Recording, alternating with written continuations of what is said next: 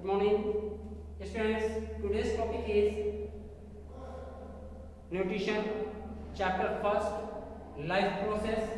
Chapter first, life process. 10th bioscience. Topic nutrition. Students, last lecture में मैंने आपको define किया था एनसीईआरटी के अकॉर्डिंग लाइफ प्रोसेस को, कि लाइफ का प्रोसेस कैसे चलता है। तो मैंने दो बेसिस आपको बताए थे, two basis of the life process, complete the life process. First of all मैंने आपको बताया था कि जो हमारे टू बेसिस हैं, कुछ टू बेसिस क्यों हैं, क्योंकि हमारे इस लिविंग वर्ल्ड में डिफरेंट टाइप्स के ऑर्गेनिज्म फाउंड होते हैं, और ये जो डिफरेंट टाइप के ऑर्गेनिज्म हैं just like a plants and all animals, plants and animals. जो हमारे प्लांट्स हैं, तो प्लांट्स के पास कुछ ऐसा तो होता नहीं है कि वो फूड प्रिपरेशन करने के लिए उसके पास किचन हो, उसके पास एकोमोडेशन हो, ठीक है ना।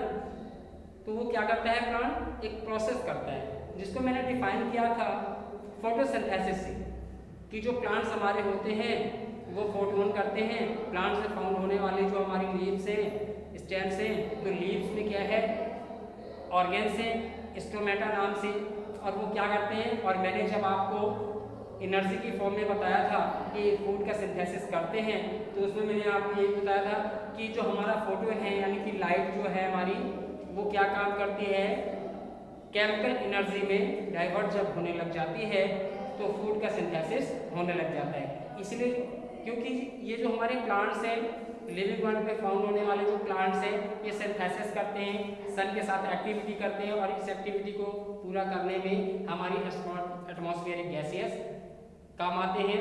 वाटर होता है, देन क्लोरोफिल एंड सनलाइट। इस तरीके से प्लांट अपने सेल्फ फूड का प्रिपरेशन कर लेते हैं। देन नेक्स्ट मैंने आपको बताया था कि जो हमारे ऐसे टाइप के जो हमारे ऑर्गेनिज्म हैं वो ऑटोट्रॉपिक न्यूट्रिशन करते हैं, सेल्फ फूड प्रिपरेशन करते हैं, तो आप you can say autotrophic nutrition. इस तरीके की प्रोसेस को करने वाला जो सिस्टम होता है उसको हम कहते हैं ऑटोट्रॉपिक न्यूट्रिशन।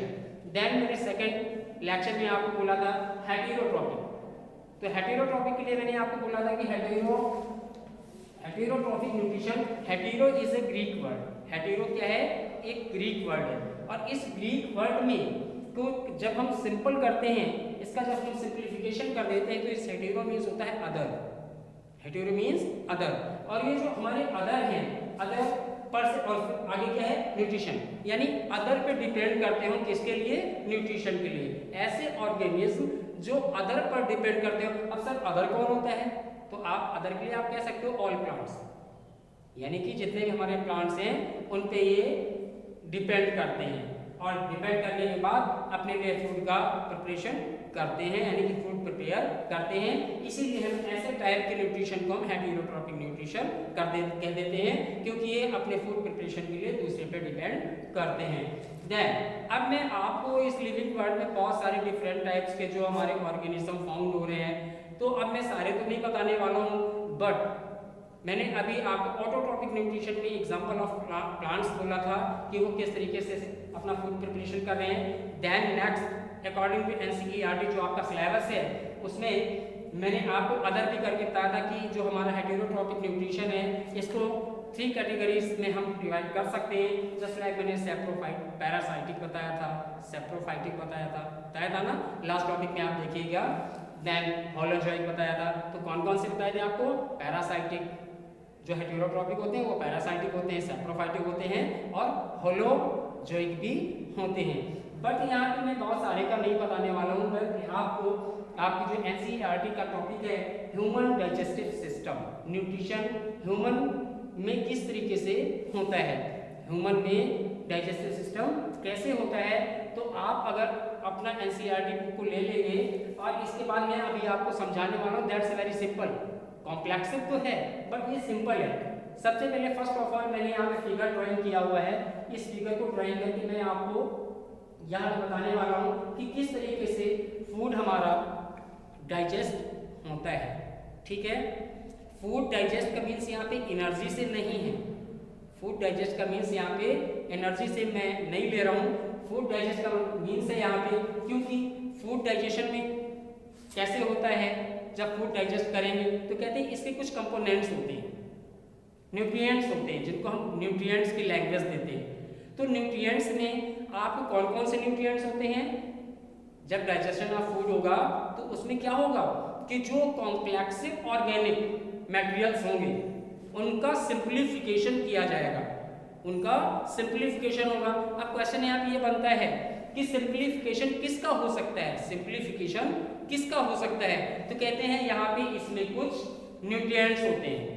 यहाँ पे क्या होते हैं? न्यूट्रिएंट्स होते हैं। अब ये न्यूट्रिएंट्स कौन कौन से होते हैं? तो कहते हैं न्यूट्रिएंट्स में 3 बेसिक हैं। First of all carbohydrate, protein and fats. कौन कौन से होंगे? Carbohydrate, protein and fats. जब इनका सिंप्लीफिकेशन होता है तो ये हमको एनर्जी प्रोवाइड कराते हैं। क्यों? जब ये सिंपल, अगर ये सिंपल नहीं, क्योंकि अभी अभी मैंने आपको बताया ये कॉम्प्लेक्सिव होते हैं। तो जरा सोचिए, ये जब कॉम्प्लेक्सिव हो जाएंगे तो कॉम्प्लेक्सिव ये हमारी सेल के डायरेक्ट कैसे जाएंगे, ये सेल में कैसे पहुंच सकते हैं? तो क्यों? क्योंकि cell is a very smaller and microscopic, और सेल में ही फाउंड होने वाला माइटोकॉन्ड्रिया होता है जो कि एनर्जी को स्टोर करता है। तो फर्स्ट ऑफ ऑल ये यहाँ पे क्या होता है इस प्रोसेस में, और ये जो प्रोसेस हमारी है इस प्रोसेस को हम ह्यूमन डाइजेस्टिव सिस्टम कहेंगे, यानी ह्यूमन का मैं डाइजेस्टिव सिस्टम आपको बताऊंगा कि ये अलग अलग तरीके से डिफरेंट टाइप से यहाँ पे इनका जब डाइजेशन होता है तो ये एनर्जी को रिलीज करते हैं, और वो एनर्जी हमारी ब्लड में सल्यूट हो जाती है। और इस तरीके से क्या होती है कि ये एनर्जी सेल टू सेल यानी one place to another place के लिए, यानी सेल टू सेल, और सेल में फाउंड होने वाला जो माइटोकॉन्ड्रिया होता है उसके अंदर ये एनर्जी पहुंच जाती है, और नेसेसरी होने पे ये हमको एनर्जी मिलती रहती है। तो फर्स्ट ऑफ ऑल आपको मैं यहाँ पे बताने वाला हूँ। सबसे पहले फर्स्ट ऑफ ऑल मैंने बहुत ही सिंपल फिगर मैंने ड्राइंग किया हुआ है, आप भी कर सकते हो। मैं अलग तरीके से देखिए अभी कैसे ड्राइंग करके बताता हूँ। फर्स्ट ऑफ ऑल आप स्केच करेंगे, ऐसे कर देंगे, फिर इस यहाँ से एक पाइप लाएंगे, ठीक है।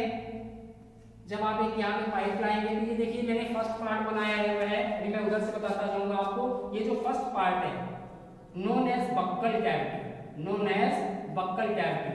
अब देखिए बक्कल कैविटी को मैं थोड़ा सा सिंपल कर दूं, बक्कल कैविटी को सिंपल कर दूं कि where found buccal cavity, where found buccal cavity, buccal cavity जो फाउंड होती है कहते हैं इन माउथ, यानी इट मींस जो हमारे माउथ के अंदर का होलो स्पेस, यानी कि जो ये खाली वाला प्लेस है जहाँ पे फाउंड टीथ, जहाँ पे टीथ्स होते हैं, देन हमारी टोंगी होती है, टीथ्स होते हैं, टोंगी होती है यानी जीभ होती है, ठीक है ना। तो ये जो हमारा ओरल कैविटी, और इसको अदर वर्ड भी दे सकते हैं ओरल कैविटी, ये एक ओरल कैविटी भी बोलेंगे। आपकी जो बायो की लैंग्वेज में हम इसको बक्कल कैविटी बोलेंगे, वेयर फाउंड बक्कल कैविटी, तो आप बोलेंगे माउथ। अब जरा चलते हैं। फर्स्ट ऑफ ऑल आपको ये अच्छे से आना चाहिए कि न्यूट्रिशन करने वाले ह्यूमन डाइजेस्टिव सिस्टम के रिलेटिव ऑर्गन्स कौन कौन से होते हैं जो डाइजेशन की प्रोसेस को कंप्लीट कराने में हेल्पफुल होते हैं। तो फर्स्ट ऑफ ऑल आपको यहाँ पे मैं अदर ऑर्गन्स नहीं बताने वाला हूँ, मैं आपको यहाँ पे वो ऑर्गन्स, रिलेटेड ऑर्गन्स बताऊंगा जो हमारे न्यूट्रिशन से रिलेटेड है, जो हमारे न्यूट्रिशन से रिलेटेड है। तो first of all that's very simple, आप भी माइंड कीजिए और देखिए कि आपके डाइजेस्टिव सिस्टम में जब न्यूट्रिशन होता है तो ठीक है, तो डाइजेस्टिव सिस्टम से रिलेटेड ऑर्गन्स कौन कौन से होंगे। जब रेस्पिरेशन होगा तो रेस्पिरेशन से रिलेटेड कौन कौन से ऑर्गन्स होते हैं, ठीक है ना। जब एक्सक्रीजन होगा तो एक्सक्रीजन से रिलेटेड कौन कौन से, यानी कि बॉडी हमारे डिफरेंट टाइप्स के फंक्शंस क्रिएट होते हैं, क्योंकि human body is a complexive body.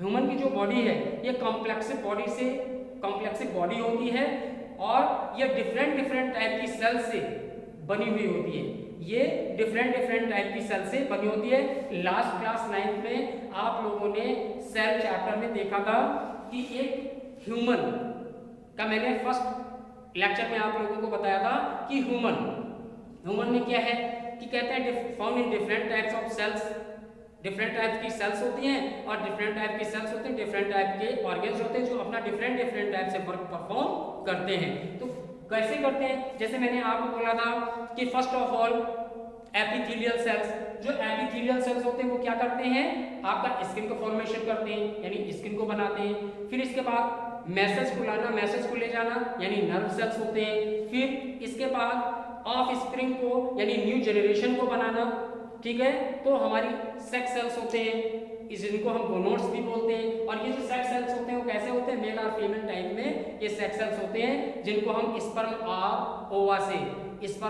ओवा से जानते हैं, ठीक है ना। इस तरीके से क्या होता है कि जो ह्यूमन का एग्जांपल लिया है कि डिफरेंट टाइप की सेल्स होती है, डिफरेंट फंक्शंस परफॉर्म करती हैं, और जब ये डिफरेंट टाइप के फंक्शंस परफॉर्म करते हैं तो ये क्या है, तो कह सकते हैं। अब आप चलते हैं यहाँ पे, देखिए ये डाइजेस्टिव सिस्टम है। फर्स्ट ऑफ ऑल मैं आपको डाइजेस्टिव सिस्टम से रिलेटेड ऑर्गन्स को बताता हूँ कि फर्स्ट क्या होता है। फर्स्ट डाइजेस्टिव सिस्टम यानी न्यूट्रिशन से रिलेटेड जो वर्ड है उसको कहते हैं माउथ। अब देखिए ये माउथ है, ठीक है ना। जब माउथ में हम चलते हैं इसको हम ओरल कैविटी भी कहते हैं, और माउथ कंसिस्ट किससे होता है, टीथ, किससे होगा, टीथ, लिप्स, टंग्यू, क्या होंगे, टीथ, लिप्स, टंग्यू, ये माउथ हो गया। और ये जब 3 पार्ट से कंसिस्ट हो जाते हैं तो इसको हम बक्कल कैविटी कह देते हैं, बक्कल कैविटी और ओरल कैविटी। अब जब माउथ के अंदर जाते हैं तो फर्स्ट ऑफ ऑल यहां पे क्या होता है, कहते हैं टीथ। टीथ पे पहले चलते हैं, तो जब टीथ कहते हैं कि 4 types of the teeth, teeth कितने होते हैं, 4 टाइप्स के होते हैं। फर्स्ट इज जो आप देखते हैं आगे की ओर, ये जो आगे की ओर लगे हुए हैं इनको कहते हैं हम इंसाइजर। इनको क्या बोलेंगे, ये जो आगे की तरफ लगे हुए हैं इनको क्या बोलेंगे, इंसाइजर। और इंसाइजर टीथ का मेन वर्क क्या होता है, इंसाइजर टीथ का मेन वर्क होता है कटिंग करना। क्या करना होगा, कटिंग करना। देन नेक्स्ट इज आपका जो सेकंड है, जो आप उसके जस्ट बगल में देखते हैं, ठीक है ना, बगल में वाले जो देखते हैं इनका मेन वर्क होता है ऐसे, ये जिसको सेकंड जो होता है उसको हम बोलते हैं एनाइन, उसको बोलते हैं, फर्स्ट वाले को बोलते हैं इंसिजर। इंसिजर का मीन्स हो गया कटिंग करने वाला, यानी कि फूड को कट करना, क्योंकि जब फूड माउथ में जाएगा तो वहां पे मैकेनिकल वर्क्स होने स्टार्ट हो जाते हैं। जब तक मैकेनिकल वर्क यानी स्पेशल वर्क परफॉर्म नहीं होंगे तो फूड जैसा आपने यूज किया था वैसा का वैसा ही फूड बना रह जाएगा। इसलिए मैकेनिकल सपोर्टेशन के लिए कुछ रिलेटेड ऑर्गन्स होते हैं, जैसे जस्ट लाइक मैंने टीथ बोला तो फर्स्ट टीथ कौन सा है आपका, इंसिजर। इंसिजर टीथ क्या काम करता है, कहाँ पे होता है, तो आपके जो फर्स्ट आगे के जो ये पतले शॉर्ट टाइप के आप जो देख रहे हो टीथ से, ये हमारे इंसिजर होते हैं और इनका मेन वर्क होता है कटिंग करने का। देन सेकंड इज उसके जस्ट बगल में देखते हैं, तो जस्ट बगल वाले होते हैं कैनाइंस, और इन कैनाइंस टीथ को हम क्या बोलेंगे, टीयरिंग टीथ, यानी चीर फाड़ करने वाले। Then third is premolar. अब ये जो हमारे प्रीमोलर्स हैं उसके और आगे थोड़ा सा बढ़ते हैं तो प्रीमोलर्स होते हैं। अब प्रीमोलर्स हमारा क्या काम करते हैं, उस फूड को जो हमने यूज किया है उसको ब्रेक डाउन करते हैं, उसको ब्रेकिंग करने लगते हैं, यानी कि तोड़ते रहे, छोटे छोटे पार्ट्स में तोड़ देते हैं। देन लास्ट, जो सबसे लास्ट में जिसको आप लोगों की घरों में और अपने जो ओल्ड पर्सन्स लोग हैं उसको कहते हैं अक्लदाड़। सबसे लास्ट वाला जो आपका टीथ है, सबसे लास्ट वाला अक्लदाड़ जिसको बोलते हैं, उनका मेन वर्क होता है ग्राइंडिंग करने का। तो इस तरीके से स्टूडेंट्स क्या होता है कि जो मैकेनिकल सपोर्ट करने वाला होता है वो बक्कल करके यानी माउथ में होता है। अब यहाँ हो गया फर्स्ट टीथ, आपको समझ अंडरस्टैंड स्टूडेंट, आपको टीथ समझ में आ गया कि 4 टाइप्स ऑफ टीथ है, उनका अलग अलग अपना वर्क होता है और ये आप फूड को सिंपल थोड़ा सा बनाते हैं। अब देखते हैं कौन टंग्यू पे। जब हम टंग्यू पे आते हैं यानी जिसको हम जीभ कहते हैं, फाउंड इन सलाइवरी ग्लैंड्स। इस टंग्यू पे क्या फाउंड हो रहा है, सलाइवरी ग्लैंड्स फाउंड हो रहे हैं। और ये जो सलाइवरी, जिसको जनरल लैंग्वेज में तो आप नहीं समझ सकते हो बट मैं बोल रहा हूँ कि इनको क्या बोलेंगे, सलाइवरी ग्लैंड। ये were found salivary gland, found in tongue. जो हमारी टंग्यू है इस पे क्या होता है, सलाइवरी ग्लैंड्स होते हैं, ठीक है ना। कौन क्या होता है, सलाइवरी ग्लैंड्स होते हैं। और ये जो सलाइवरी ग्लैंड्स होते हैं, ठीक है, इसमें क्या सेक्रेट होता है, क्या सेक्रेट करता है, एक एंजाइम को सेक्रेट करता है। क्या करता है, एंजाइम को सेक्रेट करता है। अब आप कहेंगे सर इस एंजाइम का नाम क्या है, मैंने यहाँ पे तो नहीं लिखा हुआ। उस एंजाइम का नाम है अमाइलेज। क्या नाम है, अमाइलेज। ये जो अमाइलेज है, तो देखिए फर्स्ट ऑफ ऑल पहले इस जगह मैं ब्रेक करके थोड़ा सा पहले बता दूं कि जिस टाइप के डाइजेशन सिस्टम यानी कॉम्प्लेक्स ऑर्गेनिक जो फूड मटेरियल्स हैं उनका सिंप्लीफिकेशन जब तक नहीं होगा तब तक वो एनर्जी नहीं मिलेगी। क्योंकि सिंप्लीफिकेशन प्रोसेस में छोटे छोटे पार्टिकल्स में, क्योंकि हमारा जो सेल है स्टोर करने के लिए माइटोकॉन्ड्रिया, एनर्जी को स्टोर करने के लिए जो माइटोकॉन्ड्रिया है वहां तक एनर्जी ले जाने के लिए कॉम्प्लेक्स फूड जब तक सिंपल फूड में डाइवर्ट यानी कन्वर्ट नहीं होगा तब तक वो फूड हमारे को एनर्जी प्रोवाइड नहीं करेगा। अब मेनली ये होता है कि कौन कौन से मेन कंपोनेंट्स होते हैं जो जिनका सिंप्लीफिकेशन करना बहुत ही नेसेसरी होता है, क्योंकि देखिए डाइजेशन को 3 कैटेगरीज से जानते हैं। डाइजेशन को 3 कैटेगरीज से जानते हैं। 3 कैटेगरीज में क्या है? First of digestion, then second is digestion and third is egestion. Third is egestion यानी फूड को intake of food in oral cavity. जब हम फूड को इंटेक करते हैं, फूड को लेते हैं, ओरल कैविटी में ले जाते हैं, ठीक है। इसके बाद ओरल कैविटी से ये फूड हमारा नीचे की ओर चलता है। जब नीचे की ओर चलता है फिर डाइजेशन होना स्टार्ट हो जाता है, और डाइजेशन होने के बाद जब एनर्जी रिलीज हो जाती है तो उस फूड को कहते हैं रिमूवल द वेस्ट पार्ट या removal the waste product of the body in the body. जब बॉडी में से क्या हो जाता है कि जो वेस्टेज ऑफ है वो हमारे एक्सक्रीट हो जाते हैं, रिमूव हो जाते हैं, तो इजेशन हो जाता है। तो फर्स्ट ऑफ ऑल हम क्या करते हैं कि फूड को इंटेक करते हैं थ्रो किसके? माउथ से थ्रो करते हैं। अब जरा फिर उसी जगह पे आ जाते हैं, तो यहाँ पे क्या क्या चीज मिल रही है आपको? टीथ हो गया, माउथ हो गया, माउथ के अंदर टीथ है, टीथ के बाद मैंने अभी आपको क्या बोला? सलाइवरी क्या फाउंड होते हैं? ग्लैंड्स फाउंड होते हैं। कौन से ग्लैंड्स फाउंड होते हैं? Salivary glands. अब इस सलाइवरी ग्लैंड्स क्या सेपरेट करता है? एक एंजाइम सेपरेट करता है, उस एंजाइम का नाम है सलाइवरी, उस एंजाइम का नाम है एमाइलेज। अब यहाँ पे क्या होता है देखिए, कंपोनेंट कौन कौन से हैं? फर्स्ट है कार्बोहाइड्रेट का डाइजेशन होना, देन सेकंड है आपका प्रोटीन का डाइजेशन होना, देन थर्ड इज फैट का डाइजेशन होना। थर्ड क्या है? फैट का डाइजेशन होना, ठीक है ना। अब आपके मिनरल होते हैं, विटामिन्स होते हैं, ये भी एनर्जी प्रोवाइडर होते हैं, और ये भी बॉडी को इम्प्रूव करने के लिए, बॉडी की ग्रोथ डेवलपमेंट करने के लिए ये भी इंपॉर्टेंट होते हैं। बट मैं यहाँ आपको 3 कंपोनेंट्स फर्स्ट ऑफ ऑल इस प्रोसेस के थ्रू बताऊंगा कि फर्स्ट ऑफ ऑल यहाँ पे जब माउथ में देखिए, अब मैंने 3 आपके कॉन्सेप्ट क्लियर किए। माउथ के अंदर या माउथ के या बक्कल कैविटी के टीथ होते हैं। टीथ क्या करते हैं? अपने डिफरेंट टाइप के टीथ को, यानी टीथ क्या कर देता है? सबसे पहले कटिंग करता है, फिर टीयरिंग करता है, फिर ब्रेक डाउन करता है, इसके बाद क्या कर देता है? इसके बाद ब्रेक डाउन करने के बाद ग्राइंड कर देता है। यानी कहने का मतलब है कि जो फूड पार्ट है वो कैसा फॉर्म बना लेता है? बोलस लाइक फॉर्म बना लेता है। कैसा बनाता है? Bolus like form. अब जब ये बोलस लाइक फॉर्म बना लेता है, ठीक है ना, तो यहाँ पे सलाइवरी अमाइलेज, तो कार्बोहाइड्रेट का सर जो डाइजेशन है वो तो माउथ में ही हो जाता है, वो माउथ में ही हो जाता है। और कैसे हो जाता है? कार्बोहाइड्रेट यानी सलाइवरी अमाइलेज जब कार्बोहाइड्रेट से अपना रिएक्शन करता है तो वो क्या बना देता है? ग्लूकोज बना देता है। तो एक तो गया काम से। देन नेक्स्ट डे अब आपको क्या बचता है यहाँ पे? Protein and fats. इस प्रोसेस को नेक्स्ट टॉपिक में मैं डिफाइन करूंगा। That's all. आप लोगों को अच्छे से अपने एनसीईआरटी बुक से देखना है, जो मैंने कॉन्सेप्ट अभी आपको क्लियर किए हुए हैं। ये कॉन्सेप्ट आपको अपनी एनसीईआरटी से, इन केस ऑफ अगर आपको कोई कॉन्सेप्ट क्लियर नहीं होता है, आज मैंने ओनली कितना आपको बताया है? फर्स्ट फेज बताया है इस डाइजेस्टिव सिस्टम न्यूट्रिशन का।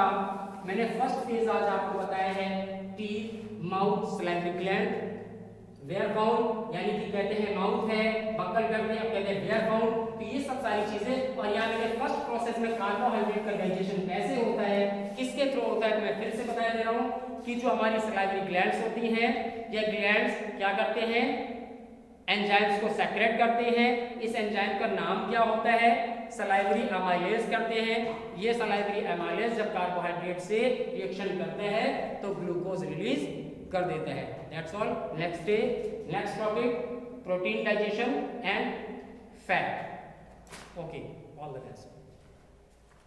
देखिए भैया